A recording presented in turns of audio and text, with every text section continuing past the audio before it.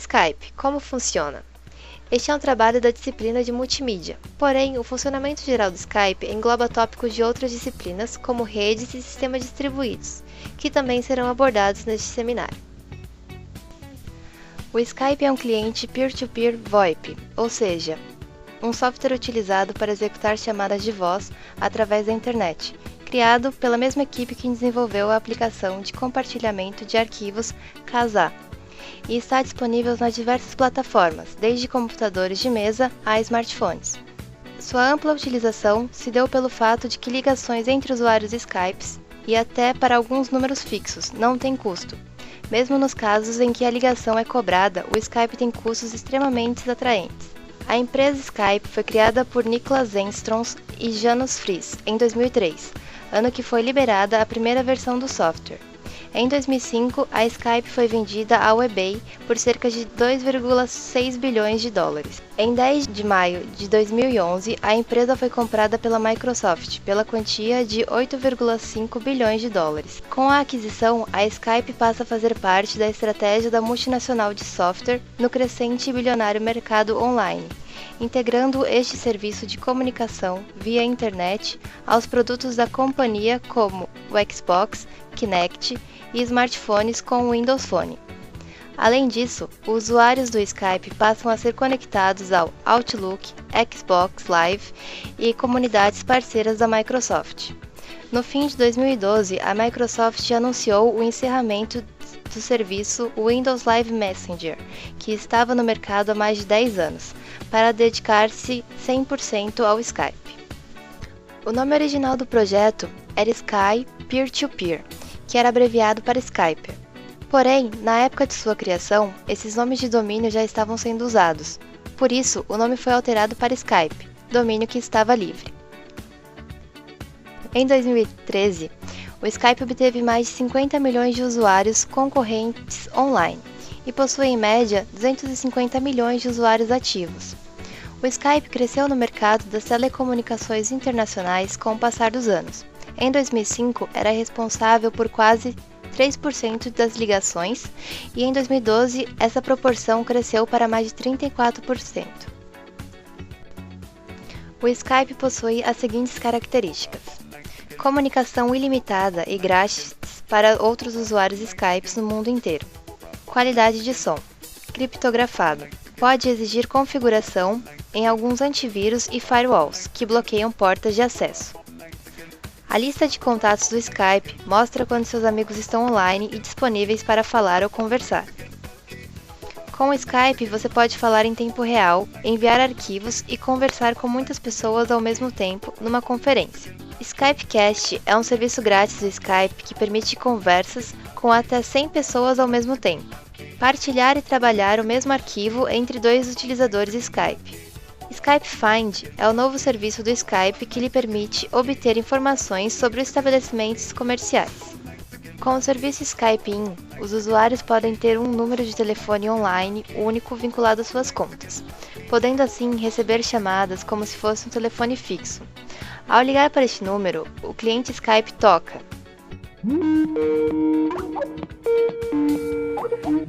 e permite a realização da chamada, não importando em que parte do mundo o usuário esteja. Skype Out é um serviço pago do Skype que permite realizar ligações para telefones fixos e celulares do mundo inteiro. É possível colocar créditos no Skype para falar com telefones de várias localidades. Os preços variam de acordo com o pacote escolhido. Por exemplo, no pacote Mundo Ilimitado, por pouco mais de 10 euros por mês, é possível realizar ligações ilimitadas para os principais países, como Estados Unidos, China e Portugal. Também é possível realizar chamadas sem plano algum, pagando em média 1,9 centavos por minuto.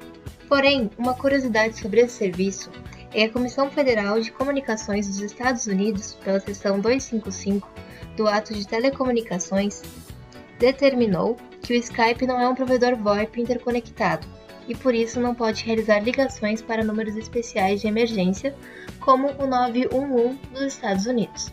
Como mencionado anteriormente, o Skype é baseado em uma infraestrutura P2P. Em sua essência, o Skype é muito similar aos aplicativos MSN e Yahoo IM, sendo capaz de realizar chamadas de voz, mensagens instantâneas, audioconferência e manter uma lista de contatos. Segundo Fries, cofundador, o Skype é verdadeiramente um software P2P, que cria uma rede através da qual todos os clientes se unem de forma dinâmica para ajudar-se no tráfego e no armazenamento de informações. Nessa rede, existem dois tipos de nós, os Ordinary Hosts, nós comuns, e os Supernodes, supernós. É denominado nó comum toda a aplicação Skype que possa ser usada para emitir chamadas de voz e envio de mensagens. Para supernó, entende-se qualquer nó comum no final da rede Skype, como um endereço IP público, CPU suficiente, memória e banda de rede. Logo, qualquer nó com essas características é um candidato em potencial. Um nó comum deve sempre conectar-se a um supernó e registrar-se no servidor de login. O servidor de login é uma entidade importante, podendo ser visto como o único servidor central de toda a arquitetura Skype. Neste, são armazenados nomes de usuários e senhas de autenticação. Cabe a este servidor garantir a unicidade dos nomes de usuários. As demais informações referentes aos usuários são armazenadas e propagadas de modo descentralizado. Segundo o artigo An Analytics of the Skype Peer-to-Peer Internet Telephony Protocol, cada nó utiliza uma variante do protocolo STUN para determinar o tipo de NAT e firewall empregado. Essa informação é extremamente importante na execução de algumas funções. Um cliente Skype nó comum apresenta as seguintes atividades básicas: escuta uma porta em particular para entrada de chamadas, mantém uma tabela denominada Hostcast, utiliza codecs de banda larga, mantém uma lista de contatos, criptografa mensagens e determina se está diante de uma configuração NAT, firewall ou ambas. A seguir, uma breve descrição de cada um deles. Portas. Quanto às portas utilizadas no aplicativo, pode-se descrever que o cliente abre uma escuta TCP e UDP em uma porta configurada na conexão da caixa de diálogo, escolhe um número de porta aleatoriamente durante a instalação, escuta a porta 80 HTTP e a 443 HTTPS. Hostcast. A Hostcast contém os pares, endereço de IP e número da porta do supernós, sendo construída e atualizada periodicamente pelo cliente. A esta deverá constar pelo menos uma entrada válida. Entende-se por porta válida o IP e a porta de um nó online. Todas as informações são armazenadas em um arquivo denominado shared.xml, localizado no diretório de instalação do Skype. Lista de contatos. Apresentado pelo artigo An Analytics of Skype Peer-to-Peer Internet Telephony Protocol, a lista de contatos é armazenada na máquina local do usuário, cliente, sem criptografia. As informações são armazenadas em um arquivo XML denominado config.xml, localizado no diretório de instalação. No caso do Skype, ainda vale salientar que, segundo a versão mais recente do artigo adotado, consta que a partir da versão 1.2, a lista de contatos é também armazenada em um servidor central cujo IP seria 212.72.49.142. Criptografia. Segundo o website do Skype, o software faz uso da AES, Advanced Encryption Standard, também conhecida por RINGEL, a qual é utilizada pelo governo nos Estados Unidos para proteger informações sensíveis. O Skype faz uso de 256 bits com um total de 1.1 vezes 10 elevado a 77 possíveis chaves, fazendo uso da RCA de 1024 bits para negociar as chaves simétricas AES, sendo as chaves públicas dos usuários certificadas pelo servidor de login, utilizando 1536 ou 2048 certificados RCA. NAT e Firewall. Acredita-se que o cliente Skype utiliza uma variação dos protocolos SUN e TURN para determinar o tipo de NAT e firewall que está por trás e que tais informações são utilizadas periodicamente no arquivo shared.xml, não sendo possível proibir que o nó em questão de tornar-se um supernó caso se enquadre na especificação descrita anteriormente. As funções Skype podem ser classificadas em inicialização, login, busca por usuário, estabelecimento de chamadas e finalização de chamada. A inicialização pode ser vista em duas etapas bem definidas e distintas. São essas: inicialização logo após a instalação. Quando o cliente passa a operar logo após a instalação, o cliente é configurado para enviar um request HTTP do tipo GET para o servidor Skype, skype.com, sendo a primeira linha deste request a palavra-chave installed. Inicializações subsequentes. Depois da primeira inicialização, as demais são feitas enviando para o servidor um request HTTP contendo a palavra-chave get_version. Segundo alguns autores, o login pode ser visto como a função mais crítica do sistema. É durante este processo que o cliente autentica o nome de usuário e senha no servidor de login, anuncia a presença para outros nós e amigos, determina o tipo de NAT e/ou firewall envolvidos, identifica os nós online, verifica a disponibilidade de uma versão mais recente do software em uso. A primeira etapa do processo de login inicia com o cliente conectando-se a um supernó. Entende-se que um cliente está habilitado a conectar-se a um supernó quando o mesmo possui uma tabela HC, Host Cache, pelo menos uma entrada válida, ou seja, um par endereço de IP porta de um supernó online. Caso o cliente não consiga conectar-se a um supernó, entende-se que o cliente não estava habilitado para entrar na rede Skype e o usuário então recebe uma notificação de falha no login. De acordo com alguns experimentos realizados por Salman Bassett e Henning Chasrin, quando o cliente está realizando o login pela primeira vez após a instalação, os autores observaram que a lista HC é frequentemente inicializada com 7 pares, os quais eles denominaram como Bootstrap Supernodes.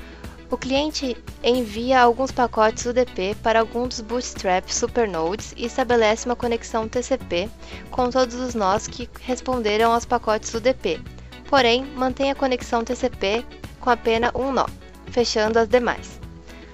Após trocar alguns pacotes com o supernó, de alguma forma o cliente obtém o endereço IP do servidor de login. O cliente então estabelece uma conexão TCP com o servidor de login e, uma vez realizada a autenticação, a conexão é finalizada. Por outro lado, a conexão estabelecida com o supernó persiste até que o cliente fique offline. Neste momento, é estabelecida uma conexão com outro supernó. Os logins subsequentes serão similares ao primeiro processo de login. Após esse primeiro processo, o cliente constrói e passa a atualizar periodicamente a lista de host cache. As conexões com os supernós, então, são realizadas a partir da lista construída. O Skype utiliza a tecnologia GI, Global Index, para buscar por um usuário. Seus fundadores alegam que a busca é realizada de forma distribuída e garantem que o sistema é capaz de encontrar qualquer usuário existente se estiver logado nas últimas 72 horas na rede Skype. Por não se tratar de um protocolo aberto, com mensagens criptografadas, o conhecimento de maiores detalhes a respeito da busca de usuários torna-se mais difícil. Dessa forma, não foram encontrados testes que realmente comprovam o processo realizado. A seguir, temos o palpite de Salman A. Bassett e Henning Chasrin a respeito de seu funcionamento. O cliente inicia a busca por um usuário em particular, enviando um pacote TCP para o supernó, o qual está conectado. Aparentemente, o supernó fornece para o cliente os pares IP porta, de 4 nós para consulta. O cliente envia pacotes TCP para os nós fornecidos. Caso a busca não seja bem sucedida, o cliente informa o supernó que o envia mais um conjunto de pares IP porta. O processo continua até que o cliente encontre o usuário ou determine que o mesmo não existe, valendo salientar que as atividades para determinar a inexistência de um usuário é desconhecida.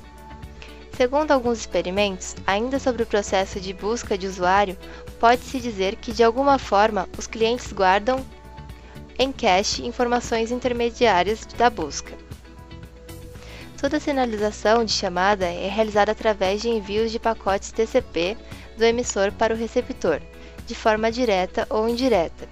Segundo pesquisas, nesta função fica nítida a importância do cliente conseguir detectar a presença de NAT e ou de um firewall. Tanto a sinalização como o fluxo de dados propriamente dito entre dois nós é determinado segundo 3 possíveis cenários determinados pela presença de NAT e ou firewall. O nó emissor e receptor livres de NAT e firewall. Cliente emissor estabelece uma conexão TCP diretamente com o cliente receptor. A transmissão de informações também é realizada diretamente. Nó emissor com NAT e receptor com endereço IP público. Nessa configuração, a sinalização e o tráfego de informações não são realizados diretamente entre o nó emissor e receptor. Ao invés disso, o emissor sinaliza a chamada através de pacotes TCP para um terceiro nó, que retransmitirá a sinalização para o receptor.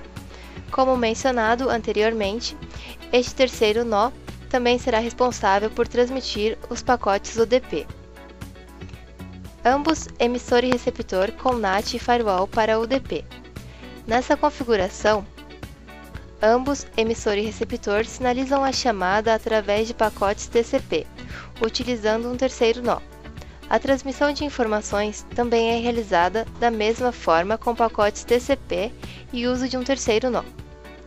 No processo teardown, encerramento da chamada, sabe-se que a sinalização também é realizada com pacotes TCP. Para o cenário 1, sabe-se que a sinalização é realizada diretamente entre emissor e receptor. Porém, no caso dos cenários 2 e 3, não se sabe muito sobre o fluxo das mensagens.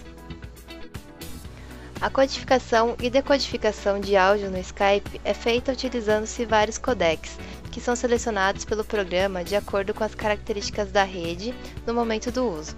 Porém, preferencialmente é utilizado o codec Silk para as conexões Skype-Skype e G.729 para as conexões do serviço Skype Out. A utilização dos outros codecs listados é puramente especulativa, já que muitos detalhes do Skype são proprietários e a lista a seguir foi feita baseada em várias versões do programa. A seguir são mostradas as principais características dos codecs.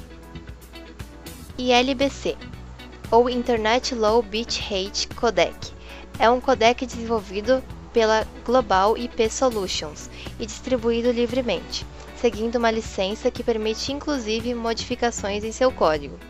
Foi criado buscando permitir comunicação de voz robusta sobre IP, trabalhando com uma banda estreita, Narrowband, podendo ser usado principalmente para VoIP e streaming de áudio. Gerencia a perda de pacotes através de uma pequena redução na qualidade do áudio. ISAC, ou Internet Speech Audio Codec, também foi desenvolvido pela Global IP Solutions. É similar ao ILBC, com a diferença de codificar voz em banda larga, wideband, e ser totalmente proprietário. ITU G.729 é um codec padrão ITU muito utilizado em aplicações VoIP. Trabalha com bitrate fixo em 8 kbps, com quadros de 10 milissegundos, porém é relativamente custoso em termos de uso da CPU. Dessa forma, alguns sistemas que utilizam esse padrão não conseguem executar mais do que uma chamada ao mesmo tempo utilizando esse codec. Inclui patentes de várias empresas e por isso seu uso requer o pagamento de licenças ou royalties. A versão G.729A necessita de menos capacidade computacional, porém ao custo de pior qualidade de áudio. Silk foi desenvolvido pela Skype para substituir o SVOPC. Segundo a empresa, o codec será liberado para uso royalty-free no futuro próximo. Segundo a Skype, o codec tem as seguintes características: Utiliza 50% menos banda do que codecs anteriores, melhora a banda de áudio indo de 8 kHz até 12 kHz. O objetivo era que as conversas soassem como se a pessoa com quem você conversa estivesse na mesma sala que você. Permite o ajuste na largura de banda em tempo real, de maneira a tratar condições deterioradas da rede. Balanceamento na otimização entre voz, música e ruído de fundo. Funciona bem, não importando as condições da rede e a assinatura da voz do usuário. Esse é um codec utilizado nas chamadas de vídeo do Skype. Foi desenvolvido pela On2 Technologies, que diz que esse codec vence o Windows Media Player 9, Real 10, H264 e MPEG 4 em testes subjetivos. Foi desenvolvido de maneira a precisar de pouco esforço computacional, para poder ser executado em processadores baratos. Tem performance superior a outros codecs em conexões de baixa velocidade, dial-up. Existem poucos detalhes sobre o codec, exceto que ele é capaz de codificar e decodificar em tempo real, usando um sistema de controle de taxa de transmissão que ajusta o número de quadros por segundo, resolução do vídeo e qualidade a fim de se adaptar à flutuação na largura de banda disponível. A On2 diz que o bitrate mínimo necessário é da ordem de 20 kbps por segundo, mas não informa o bitrate máximo. O tráfego de dados em uma chamada de voz tem a característica de precisar de muita banda, além de ser sensível a atrasos e perdas de pacotes na rede. Geralmente, os usuários preferem áudio transmitido com bitrates maiores, porém, transmitir dessa maneira causa um desperdício de recursos, bem como aumenta uma chance de criar congestionamento na rede. Assim, é essencial regular o tráfego na rede, de maneira a garantir uma boa experiência para os usuários. O artigo Tuning Skype Redundancy Control Algorithm for User Satisfaction, de Yang-Chen Hang, mostra como o Skype gerencia os codecs ISAC e G.724 para garantir a boa execução das chamadas. Do ponto de vista do controle de qualidade, 3 fatores governam a taxa de transmissão de uma chamada de voz: bitrate, tempo de quadro, frame rate, redundância. Bitrate e o tempo de quadro, em geral, são opções do codec. Dessa forma, só resta ao software gerenciar o fator de redundância para compensar perdas na rede. A redundância é feita transmitindo pedaços de pacote junto a outros pacotes. Assim, é definido o termo razão de redundância, que indica a porcentagem de pacotes retransmitidos sobre outro pacote. Quando a razão de redundância cresce, a taxa de transmissão também cresce. O controle de qualidade da chamada Skype pode ser analisado através de 4 fatores: taxa de perdas na rede, disponibilidade de banda, efeito do codec, padrão da perda dos pacotes. Só faz sentido analisar o tráfego UDP nesse fator, já que o tráfego TCP tem garantia de entrega. Nos experimentos do artigo, o tráfego do Skype foi monitorado utilizando um setup como mostrado a seguir.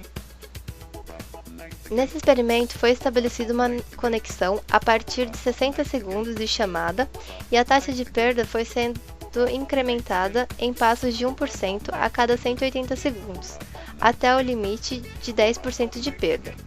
O tamanho da carga útil dos pacotes foi analisado. O resultado é mostrado na figura. Quando a taxa de perdas era baixa, a maior parte dos pacotes manteve o tamanho de cerca de 30 bytes.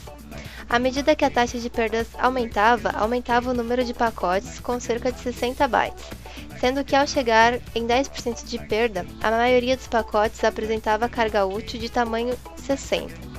Pelo fato do codec G.729, usado nas conexões Skype Out, ser um codec de bitrate constante, esse experimento mostrou que o Skype aumenta a taxa de redundância baseado na taxa de perda de transmissão. O codec ISAC mostrou um comportamento similar. O ISAC permite a variação do tamanho do quadro, porém, nas experiências o quadro manteve o tempo de 30 milissegundos, o que mostra que a variação do tamanho da carga útil é devido ao aumento na taxa da redundância. No artigo Tracking Down Skype Traffic, de Bofiglio, experimentos demonstram que ao reduzir a banda disponível, o tamanho dos pacotes reduziu também, o que sugere que o codec foi chaveado para um bitrate menor. Como a redução na banda, em geral, aumenta a taxa de perdas, esperava-se que o mecanismo de redundância fosse ativado, porém a redução no bitrate foi feita antes que isso acontecesse. Dessa forma, conclui-se que a disponibilidade de banda altera a configuração dos codecs, mas não altera a taxa de redundância. Diferentes codecs reagem de maneiras diferentes a perdas de pacote. Alguns são mais robustos do que outros. Assim, espera-se que o mecanismo de redundância seja ajustado de acordo com o codec em uso no momento. Porém, os experimentos mostraram exatamente o oposto. A comparação entre a razão de redundância para o ISAC e o G.729 mostrou que o Skype aplica os mesmos algoritmos de redundância para ambos os codecs. Isso fica claro no gráfico, onde, com um intervalo de confiança de 95%, as curvas coincidem. A perda dos pacotes pode ocorrer de maneiras diferentes. Para compreender esse comportamento, é preciso mostrar o conceito Network Loss Burstiners e Network Burstiness. Veja dois trechos de códigos a seguir. Ambos executam as mesmas tarefas, mas de maneiras diferentes.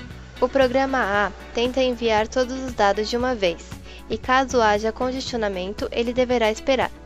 O programa B espalha o envio de dados por um período maior de tempo, fugindo de problemas de congestionamento. O programa A precisa de mais largura de banda média do que B, porém ambos enviam a mesma quantidade de dados. Isso mostra o conceito de Network Burstiness. A mesma quantidade de dados pode ser enviada de maneiras diferentes, com resultados diferentes na carga da rede. O mesmo conceito pode ser aplicado à perda de pacotes, no chamado Network Loss Burstiness. O conceito Burst Ratio, usado para quantificar a Network Burstiness, é baseado no comprimento dos bursts de falha numa sequência recebida, comparado ao comprimento esperado dos bursts em um caso puramente aleatório. O Burst Ratio pode ser calculado de várias maneiras. Quando as perdas são puramente aleatórias, temos R igual a 1. O valor de Burst Ratio de 2 indica que o comprimento de perdas consecutivas é 2 vezes maior do que seria no sistema com perdas puramente aleatórias. A razão de redundância foi analisada para 3 diferentes valores de Burst Ratio, para os codecs ISAC e G.729. O resultado é mostrado na figura. Nota-se que o Skype não leva em conta o Burst Ratio para o controle de redundância. O artigo conclui que a política do Skype não é ótima, apesar de obter bons resultados. A maior crítica é que, para melhorar a qualidade, o Skype tende a utilizar mais banda devido ao uso da redundância de pacotes. Isso é mostrado a seguir. Definindo o valor mínimo esperado para o MOS como 3.3, vemos que o Skype consegue manter esse valor, porém, em geral, gastando mais banda do que seria realmente necessário. No artigo Skype Video Responsiveness to Bandwidth Variations, de De Sico, Mascolo e Palmisano, o desempenho do Skype na transmissão de vídeo é analisado.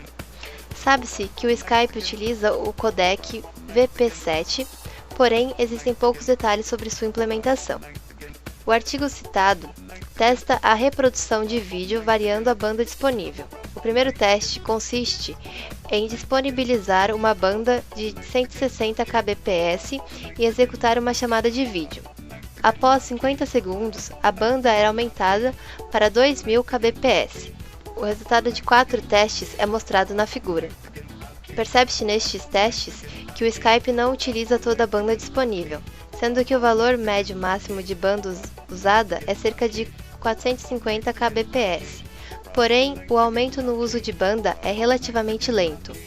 O número de quadros por segundo foi definido no mínimo 10 fps e após o aumento da banda ficou ao redor de 15 fps. As políticas de segurança são de grande ajuda para desenvolvedores e administradores de rede. Servem como guia para manter a segurança de um sistema. Segundo Tom Berson, da Anagram Laboratories, que em abril de 2005 foi convidado a fazer uma avaliação de segurança nos sistemas criptográficos da Skype e companhia. A política de segurança do Skype é: usernames do Skype são sempre únicos. Usuários devem apresentar seus usernames e credenciais autenticadas antes de exercerem a identidade de seus usernames. Cada peer provê para o outro provas de sua identidade antes da sessão ser estabelecida. Cada peer verifica as provas do outro antes que seja liberado o envio de pacotes na sessão. Mensagens transmitidas pelo Skype são encriptadas de ponta a ponta, sem nós intermediários, mas caso algum exista, este não deve ter acesso às informações das mensagens. Analisar a segurança do Skype é difícil por muitos fatores. Primeiramente, a segurança do Skype depende de muitos fatores, incluindo a segurança dos computadores finais. Segundo o protocolo de comunicação, é proprietário e secreto.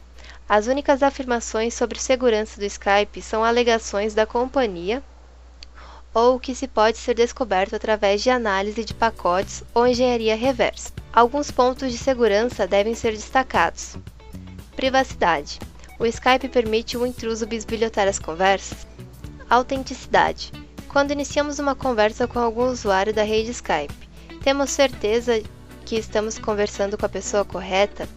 Disponibilidade. Sempre que dois usuários se conectarem à internet e desejarem conversar utilizando Skype, este estará disponível? Ou há casos que não? Será possível dois usuários estarem logados e não se enxergarem? Uma conversa pode ser subitamente interrompida? Sobrevivência. Se a rede Skype for danificada, os usuários poderão continuar se comunicando? Resiliência. Se a infraestrutura de redes é interrompida ao ponto do Skype parar de funcionar, os usuários poderão restabelecer suas conexões na rede rapidamente? Integridade. Enquanto a conversa está ocorrendo, muitos bits são perdidos? Iremos detalhar alguns pontos. É conhecido que o Skype criptografa as mensagens transmitidas pela internet. São utilizadas apenas primitivas criptográficas padrões, o que é uma boa abordagem de segurança. As primitivas utilizadas são AES Block Cipher, RSA Public Key Cryptograph System, a função hash SHA-1 e RC4. Uma análise de pacotes feita na conexão entre dois usuários indica que há uma combinação de protocolos sendo usados para se registrar na rede. Procurar outros participantes e realizar um telefonema VoIP. O cliente parece usar uma versão do protocolo HTTP para se comunicar com o servidor Skype, o i.skype.com, para realizar a autenticação. A Skype afirma utilizar RSA na troca de chaves e AES 256-bit como algoritmo simétrico nas trocas de mensagens. Apesar disso, o protocolo utilizado na troca de mensagens nunca foi divulgado, e também se recusa a explicar detalhadamente o design de seus certificados e sistemas de autenticação. O Skype pode usar criptografia, mas essa pode ser pobre. Pode usar RSA, mas pode ser uma implementação que não apresente real segurança hoje em dia. Logo, é impossível validar com precisão um sistema de segurança no que se trata da privacidade. Essas preocupações também devem ser vistas dentro do contexto.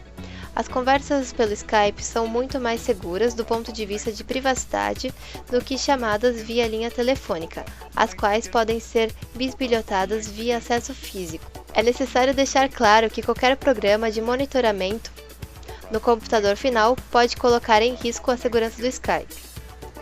Alguns programas podem permitir um usuário remoto captar informações diretamente do áudio e enviá-las para um local remoto na internet.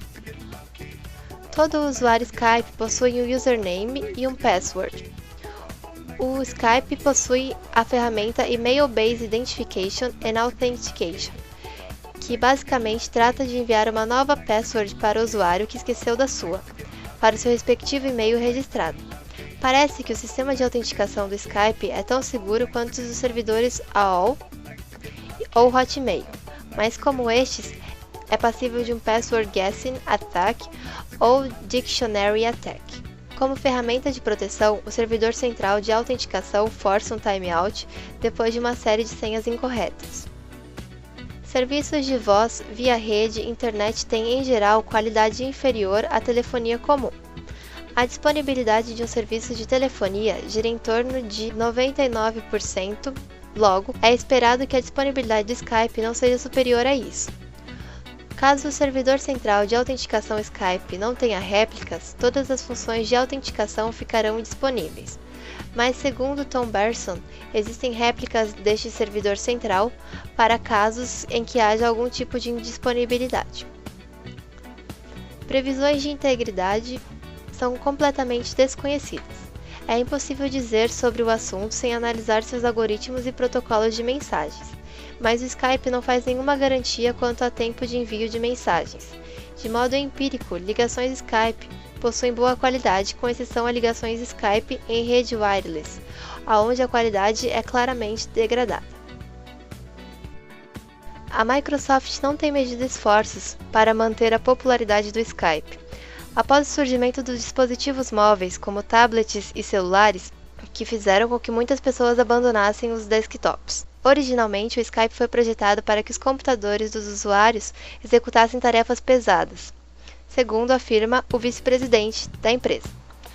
Acredita-se que cada vez mais pessoas passarão a utilizar dispositivos móveis. Sendo assim, a equipe de desenvolvimento do Skype, procurando oferecer serviços de qualidade sem sobrecarregar os processadores dos dispositivos móveis, passou a utilizar cloud computing para resolver este problema. A adoção da nova nuvem Skype foi a maior mudança arquitetônica em 10 anos. A Microsoft utiliza a nuvem para ajudar o software cliente Skype e aplicativos ao conectar chamadas e passar mensagens de bate-papo. Aplicações clientes avaliam a largura de banda, conectividade e configurações de firewall para determinar o caminho ideal para chamadas de voz e vídeo, segundo o vice-presidente. A Microsoft utiliza sua infraestrutura de nuvem em massa para melhorar a vida da bateria com o sistema Push Notification para chamadas de Skype para Skype, que permite ao aplicativo móvel ficar em um modo de mais baixo consumo até que seja necessário. Assim permite novos cenários, como a capacidade de responder a chamadas diretamente a partir da tela de bloqueio, podendo escolher resposta via áudio, vídeo ou mensagem no Windows 8.1. Nuvens do Skype também é responsável pelos novos recursos de mensagens de vídeo disponíveis no Outlook.com. Além disso, os recursos de segurança baseados em nuvem ajudam a proteger os usuários com o uso de filtros anti-spam e anti-malware, ajudando a parar a entrega de conteúdo potencialmente malicioso. A Microsoft também alega ter melhorado a sua nuvem, impedindo que as pessoas espiem seus usuários. O Skype é um produto de sucesso e atualmente não enfrenta concorrência em seu segmento de mercado. No Skype temos um sistema quase totalmente fechado, com vários serviços gratuitos, e que mesmo assim consegue lucrar. Existe muita especulação sobre a privacidade que seus usuários realmente têm. Isso ocorre porque a Skype mantém a maior parte de sua arquitetura e de seus protocolos em segredo. O fato é que o Skype executa bem as funções que se propôs a fazer. Para a maioria dos usuários, os serviços que ele oferece são suficientes. Porém, o fato do Skype utilizar banda, mesmo até quando está desconectado, ser impossível saber o roteamento dos pacotes, além de não saber a qualidade da implementação dos protocolos de criptografia, mostra que não se deve ter total confiança no sistema. Devido a isso, conversações sobre assuntos sigilosos não deveriam ser trocadas por esse sistema. O atual desafio da empresa é manter o serviço de qualidade mesmo em dispositivos de menor processamento, como smartphones, dividindo o processamento de recursos na nuvem. Por se tratar de um software fechado, é difícil supor se a empresa obteve alguma mudança significativa em relação aos codecs utilizados.